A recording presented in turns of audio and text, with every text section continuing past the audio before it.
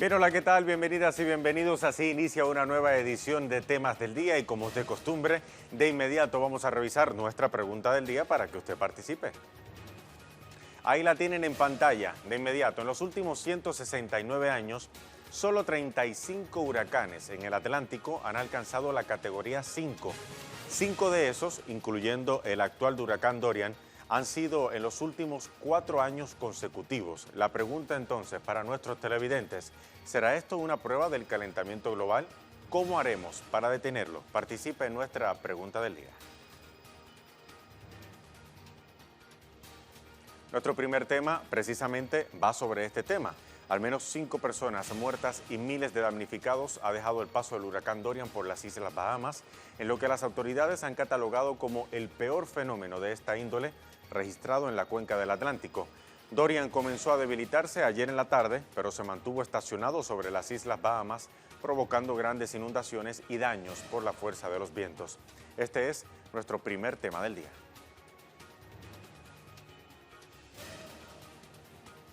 Bien, según el boletín de las 2 de la tarde del Centro Nacional de Huracanes, Dorian permanece con vientos sostenidos de 176 kilómetros por hora, es actualmente un huracán categoría 2 y se mueve ahora levemente, un poco más rápido, a 8 kilómetros por hora al noroeste de las Islas Bahamas. Lo que ven ustedes en pantalla es la trayectoria del huracán Dorian, que durante las pasadas 18 horas, en las horas de anoche, estuvo literalmente estacionado sobre las Islas Bahamas. Cuando descendía, disminuía su categoría de 4 a 3. Esta madrugada amaneció como huracán categoría 2, pero sus vientos y de una manera estática sobre las Islas Bahamas ha provocado graves inundaciones y también graves repercusiones por la fuerza de sus vientos.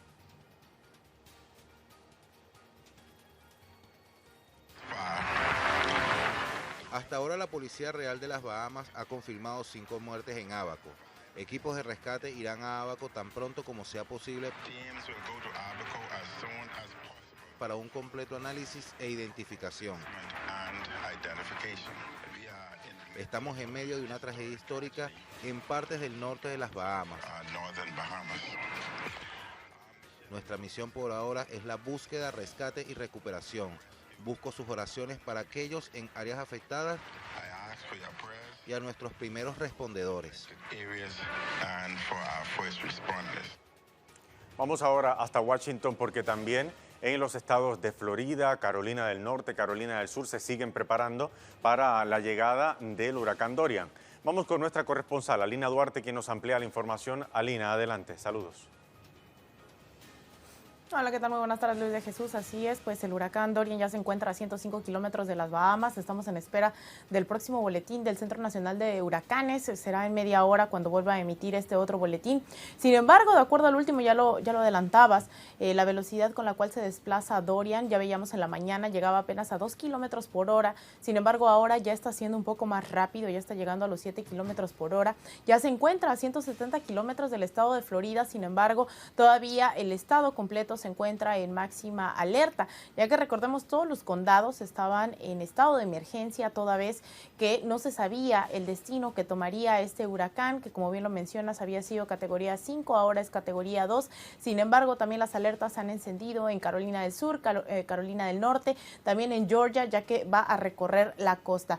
Hemos visto cómo a lo largo del día de hoy ha disminuido su velocidad, pero ha incrementado en tamaño. No deja de ser peligroso. En la mañana veíamos cómo estaba cerca de los 200 kilómetros por hora, de acuerdo al último boletín emitido por el Centro Nacional de Huracanes. Insisto, ya son entre 175 y 176 kilómetros por hora conforme se va desplazando Dorian. En la mañana, insisto, estaba cerca de 200 kilómetros. Sin embargo, llama la atención que ahora el huracán ha crecido, es decir, avanza un poco más rápido, lo cual es beneficioso, ya que estaba estancado en las Bahamas y como bien lo mencionas, ya son 5 las personas que se han reportado fallecidas con destrozos que no se esperaban. En realidad ha llamado la sorpresa.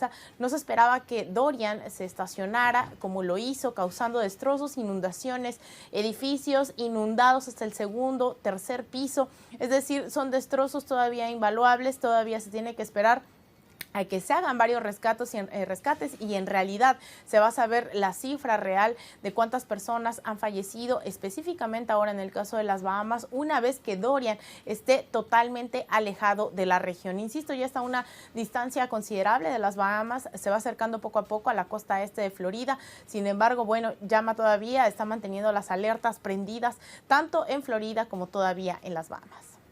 Alina Duarte, muchísimas gracias. Seguimos atentos a este fenómeno atmosférico que sigue azotando toda la región de la cuenca del Atlántico. Hasta la próxima. Y bien, algunos datos destacados, importantes, ¿no?, mencionar sobre el huracán Dorian, que llegó a ser en su momento huracán categoría 5. Es el más intenso en tiempos modernos y que ha tocado tierra en todo el Atlántico. Desde 1935, un ciclón que estableció un récord que nunca más se había roto o empatado hasta el pasado domingo. El más intenso en llegar al noroeste del Caribe antes de tocar tierra en Gran Abaco. Dorian también impactó Elbow Cay en Bahamas con vientos máximos sostenidos de 289 kilómetros por hora. Según el Centro Nacional de Historia, es la mayor fuerza que ha alcanzado alguna tormenta antes de tocar el archipiélago en la historia moderna. También entre los peores desde 1980, la intensidad de sus vientos alrededor del ojo de Dorian rondaban casi los 300 kilómetros por hora. Recuerden que estos son los vientos sostenidos. Más bien, también están las ráfagas de viento que superaron por muchísimo los 300 kilómetros por hora.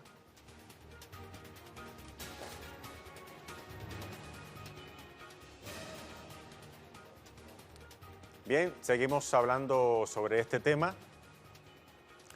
A ver, avanzamos en el próximo tema. Vamos a revisar ahora reacciones en redes sociales.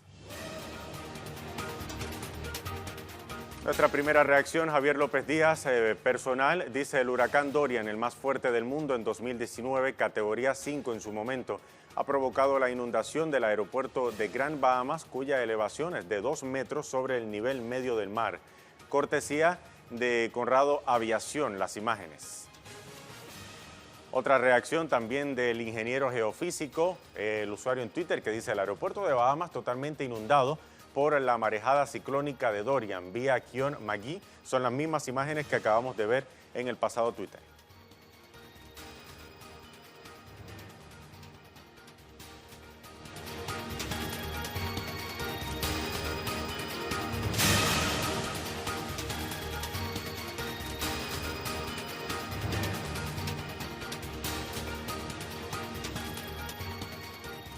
Revisamos nuestra pregunta del día. Le decíamos, en los últimos 169 años, solo 35 huracanes en el Atlántico han alcanzado categoría 5. 5 de esos, incluyendo Dorian, han sido en los últimos 4 años consecutivos. ¿Será esto una prueba del calentamiento global?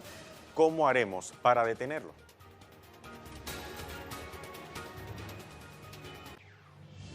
Bien, hacemos una primera pausa con nuestra imagen del día de hoy. Nos lleva hasta Europa, en Italia. Intérpretes disfrazados de zombies a su llegada a Lido Beach para presentar la obra de cine documental Fulci Forsake durante la celebración de la 76ª edición del Festival Internacional de Cine de Venecia. Con estas imágenes nos vamos a la pausa.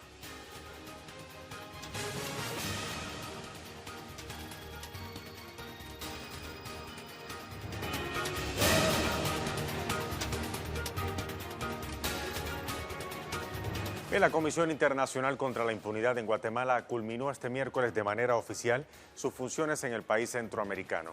En sus 12 años de gestión, la comisión destapó una ola de corrupción en la que 3 expresidentes fueron investigados y cientos de empresarios, funcionarios, jueces y civiles fueron a juicio. Más en nuestro segundo tema del día. El trabajo de la CICIG en el combate contra la corrupción y la impunidad se ganó la aprobación de la mayoría de los guatemaltecos, quienes ahora temen que con el cese de sus actividades haya un retroceso y se debilite el funcionamiento de la Fiscalía Especial contra la Impunidad en los casos judiciales en proceso. También algunos jueces temen que al quitar la estructura se pueda dar una venganza de los acusados contra ellos. El presidente Jimmy Morales decidió durante su mandato hacerle la guerra a ese organismo después de que la comisión iniciara una investigación contra el hijo y el hermano del presidente por peculado y lavado de dinero. En enero de este año expulsó a la comisión por supuestas violaciones de derechos humanos y la CICIG respondió que terminaría su actividad este 3 de septiembre. Bien, vamos ahora hasta Ciudad de Guatemala con nuestro corresponsal Mario Rosales, que nos acompaña vía telefónica para ampliar esta información. Mario, te saludo. Cuéntanos más sobre el cese de las funciones de la CICIG en Guatemala. Hola, ¿qué tal? Un saludo a toda la audiencia de Temas del Día de Telesur. Bueno, hoy llega a su fin la CICIG. Se marca en el calendario este 3 de septiembre como el punto final de esta comisión, que es una comisión única en el mundo. No hay otra comisión en el mundo como la CICIG. Esta nació hace 12 años por mutuo acuerdo a solicitud del Estado guatemalteco a la Secretaría General de las Naciones Unidas y específicamente para trabajar contra los aparatos y cuerpos clandestinos de seguridad incrustados dentro del Estado y que promueven la impunidad en el país. La CICIG se retira y pues su despedida, por así decirlo, fue ayer con la captura de la excandidata presidencial Sandra Torres. ¿Qué sigue ahora? Pues bueno, la Guatemala POSICIG es una Guatemala en donde tendrá muchos retos. Coincidentemente, hoy también se le dan las credenciales de presidente electo Alejandro Yamatei, dos elementos que marcarán el futuro inmediato de Guatemala: la asunción de Alejandro Yamatei el próximo 14 de enero del 2020 y el término de la CICIG el día de hoy. Será Yamatei el que encabece los rumos del país en esta Guatemala POSICIG, en donde, como bien tú reseñabas, las últimas encuestas daban una aceptación hacia la comisión de un 73-74% de aceptación en la población guatemalteca. Sin embargo, el presidente Jimmy Morales, al verse acorralado por investigaciones de financiamiento electoral ilícito en su campaña 2015, el tema de su familia, varios de sus ministros también con antejuicios planteados por actos de corrupción, el último la semana pasada por temas de supuestamente una red de escuchas telefónicas a líderes sociales y líderes políticos por parte del ministro actual de Economía, pues hacen que el presidente termine dando esta decisión de expulsar a la comisión. Y pues bueno, en sus últimos discursos de las últimas horas se ha pues basado básicamente en arremeter contra la CICIG y su personal. Pero bueno, llegamos a este punto de término final. Habrá que ver en el devenir de las semanas, en el devenir de los meses, qué va a ocurrir con todos estos casos ya judicializados, porque estamos en pleno proceso de elección de Corte Suprema de Justicia y Cortes de Apelaciones.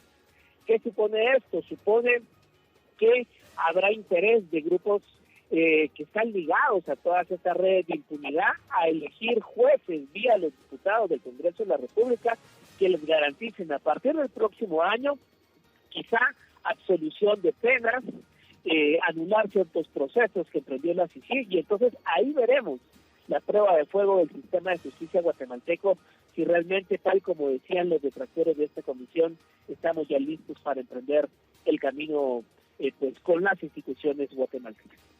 Mario Rosales, gracias por ese reporte telefónico. Mientras tanto, el analista mexicano Carlos Figueroa aseguró que la mayoría del pueblo guatemalteco sí apoya la presencia de la Comisión Internacional contra la Impunidad en Guatemala.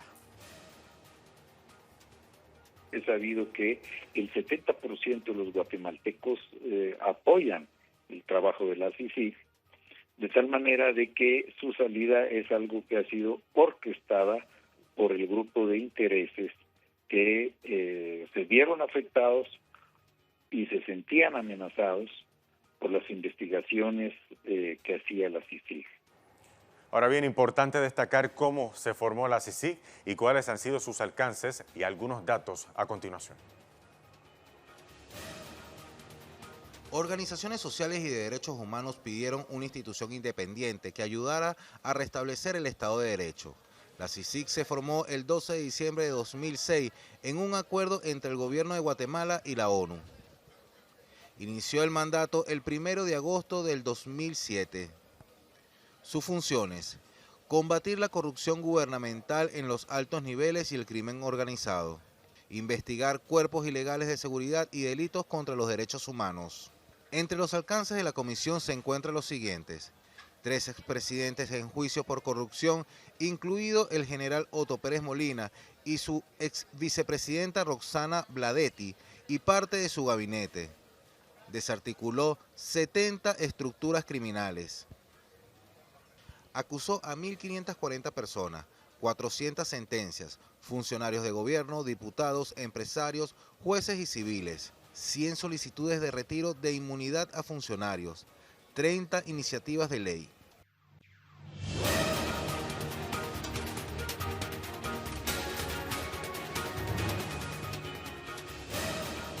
Bien, les hablamos ahora de otros temas que también son noticia para la jornada de este martes. Edgardo Esteban, desde Buenos Aires, nos informa que otro día complicado en Argentina, tras las últimas medidas económicas implementadas por el presidente Mauricio Macri. En los bancos se observaron largas colas de clientes que querían comprar dólares y otros que buscaban retirar depósitos en esa moneda. Veamos. Te saludo y saludamos a la audiencia de Telesur, segunda jornada después del decreto de necesidad de urgencia que firmó el presidente Mauricio Macri, planteando justamente un cepo cambiario para la divisa norteamericana en lo que tiene que ver con las exportaciones, garantizando solamente el flujo de $10.000 mensuales para los que tienen cuentas en dólares en las entidades bancarias. Hoy se ha anunciado que se va a extender nuevamente por 2 horas justamente la atención de aquellos que quieran retirar fondos en divisa norteamericana y que garantizó el propio Banco Central en el día de ayer, solventando a las entidades bancarias con $954 millones. Preocupa la situación compleja de la economía argentina en función de que no hay respuestas, más allá de estos anuncios de la quita del IVA en los productos básicos de la canasta familiar, pero también están marcando dificultades en lo que significan las soluciones, las salidas, en lo que es el costo de vida y la hiperinflación que se ha tenido en estos últimos tiempos y que se ha incrementado después de las elecciones primarias. Aún restan 54 días para las elecciones presidenciales. El gobierno de Mauricio Macri se plantea en internas en donde no sabe cómo dar soluciones, pero tampoco cómo encarar esta segunda etapa, mirando justamente al 27 de octubre, en función de que en pocos días más, el día 7 de septiembre, comienza la campaña electoral. No hay una estrategia en función de la crisis económica y del fracaso que ha tenido las políticas del libre mercado que planteaba el gobierno de Mauricio Macri, que de alguna forma se está padeciendo en esta Argentina de hoy como parte final de un gobierno que seguramente va a terminar el próximo 10 de diciembre. Información también desde Brasil, nuestro corresponsal Nacho Lemus informa que tras la anulación de la sentencia de Aldemir Bendín, el expresidente de Petrobras, los abogados de Lula esperan ahora que en los próximos días los 11 ministros de la Corte Suprema evalúen un habeas corpus para anular las condenas contra el expresidente brasileño.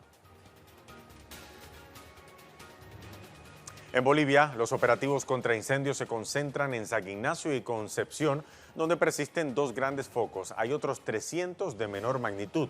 Se realiza concienciación para evitar nuevas quemas. Las acciones contra incendios se concentraron esta jornada en San Ignacio de Velasco y Concepción, donde aún persisten 2 incendios importantes. Se ha reportado que alrededor de otros 300 focos de calor persisten en la región de la Chiquitanía, departamento de Santa Cruz, donde grupos de militares y voluntarios continúan trabajando. A esos grupos de extinción de incendios se han sumado cuadrillas de personas que intentan crear conciencia, sobre todo en agricultores y ganaderos, para que suspendan las quemas debido a la sequía que facilita la creación de incendios. Se ha estimado que cada día se producen un centenar de incendios nuevos, la mayoría provocados. Información también desde Europa. En España, Edu Marín nos informa que Pedro Sánchez no quiere un gobierno de coalición porque desconfía de Unidas Podemos. A cambio le ofrece altas responsabilidades en instituciones estatales, una oferta que por el momento parece insuficiente para la formación morada. También información de Oscar Epelde, desde África. El ministro alemán reafirma que cometieron un genocidio en Namibia. Pese al litigio de compensaciones, aquellos crímenes hoy lo describiríamos con esa palabra. Murieron 65.000 Herero y 10.000 Nama entre 1904 y 1908 en las revueltas contra acaparamientos de tierras coloniales.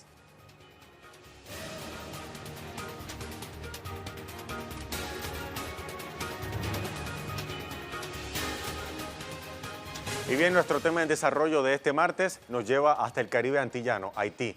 Numerosas protestas se han desencadenado desde ayer lunes en Puerto Príncipe, la capital, debido a la escasez de combustible. Mientras tanto, horas antes de la presentación del plan de gobierno del primer ministro Fritz William Michel, opositores saquearon la Cámara de Diputados para impedir la sesión parlamentaria. Daisy Toussaint, nuestra compañera de labores, nos amplía. Saludos al estudio y a toda nuestra audiencia. Así es, en Puerto Príncipe, Haití, a pocas horas de la presentación del plan de gobierno del primer ministro Fritz William Michel, pautada para las 11 de la mañana de este martes, 3 miembros parlamentarios de la oposición saquearon la sala de la Cámara de Diputados, causando daños materiales por encima de los $60.000. De acuerdo con medios locales, los hechos fueron cometidos por los diputados opositores Jean-Robert Bosset, Joseph Manuel Luis y Derus Deronet, con el argumento de mostrar su desacuerdo con las políticas del gobierno actual. Fritz William Michel fue nombrado primer ministro por el presidente haitiano Jovenel Moïse el pasado 22 de julio para sustituir a Jean-Michel Lapin, quien dimitió sin haber tenido la oportunidad de presentar su política ante el Parlamento. Haití está padeciendo una crisis política y económica que ha empeorado en los últimos tiempos. El pasado mes de marzo, recordemos, el Parlamento cesó al entonces primer ministro Jean-Henri Séan en una moción de censura. Puerto Príncipe se paralizó este lunes por diferentes protestas debido a la escasez de combustible. En diferentes puntos de la ciudad se incendiaron neumáticos y se bloquearon carreteras con barricadas y lanzamientos de piedra. Los manifestantes pidieron la salida del presidente Jovenel Moïse, alegando que es el principal responsable de la difícil situación que está viviendo el pueblo haitiano. Las protestas se han realizado debido a los retrasos en el envío de 2 cargamentos de combustible que el gobierno haitiano prometió que llegarían este lunes a los surtidores para amortiguar la crisis de abastecimiento que se está viviendo en el país caribeño. Es toda la información que tengo por el momento. Regreso a los estudios. Daisy Toussaint con el reporte sobre la situación en Haití. Y al inicio del programa le preguntábamos lo siguiente.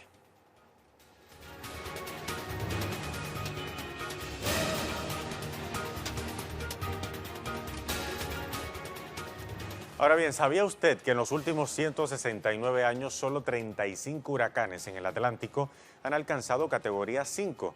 5 de esos, incluyendo Dorian, han sido en los últimos 4 años consecutivos. ¿Será esto una prueba del calentamiento global?